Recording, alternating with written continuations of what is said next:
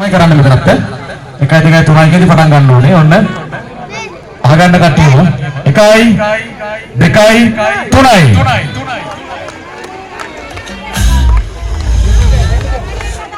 ඔව් සැඟවුණු අමුත්තා කවුද කියලා මේ පොඩි අය වයින් ඇහුවට මම නම් නෙමෙයි සැඟවුණු අමුත්තා. සැඟවුණු අමුත්තා මට බයිනවා මං ගැන කියන්න නැත්තේයි කියලා. සැඟවුණු අමුත්තා දැනට නිල් පැහැති වස්ත්‍රාභරණයෙන් සැරසී සිටින්නේ. මොකද රැකී රස්සා සඳහා යන අය තමයි රතු පැහැති වස්ත්‍රාභරණයෙන් සැරසෙන්නේ. ඒ නිසා සැඟවුණු අමුත්තාද විනෝදයේ වෙනුවෙන් ඇවිල්ලා තියෙන්නේ. දැනට නිල් පැහැති වස්ත්‍රාභරණයෙන් සැරසී ඉන්න විදිය තමයි මයික් මල්ලි අපිට කියන්නේ. මේ ආදලා ඉන්න කටියක් දෙන්න පිටිපස්සට කොට. විනිසි මල්ලේ අහනවා මේ පොල්ගෙඩිය ඉක්මනටම ගාපු කෙනා මම ඉතින් නැගිට්ටත් අපිට තෝරගන්න ලේසි නේද? ඔය පොල් ගාන අපේ අම්මලා අක්කලා ටික අහගන්න ඉක්මනට පොල්ගෙඩිය මේ බෑ දෙකම ගාපු කට්ටිය නැගිටින්න ඕනේ. අපි ඉතුරු වෙන්න බෑ වගේ. භාගයට ඉතුරුවත් අපි පිළිගන්නේ නැහැ දිනුම.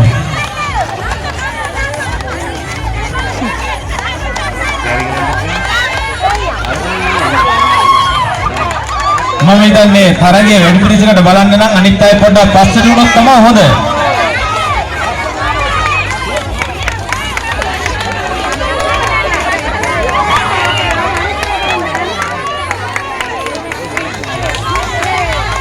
කට්ටිය පිටපස්සට සහයෝගය ලබා දෙන්න අපට.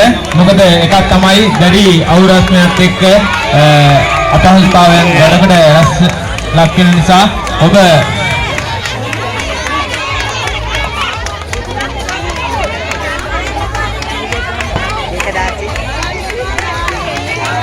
ඒ වගේම අර එහා පැත්ත දෙකක් දෙවිදෙන ගිට්ටා.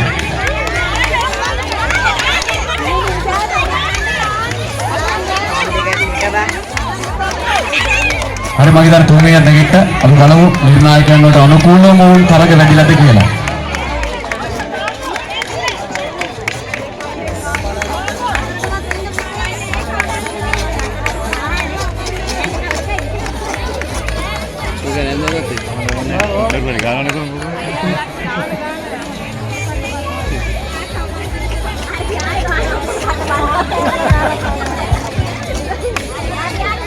වගේම පොල්ගෑබේ තරගය ප්‍රයත්න මේ මොහොතේදී විශේෂයෙන් සලහන් කළ යුතුයි. මේට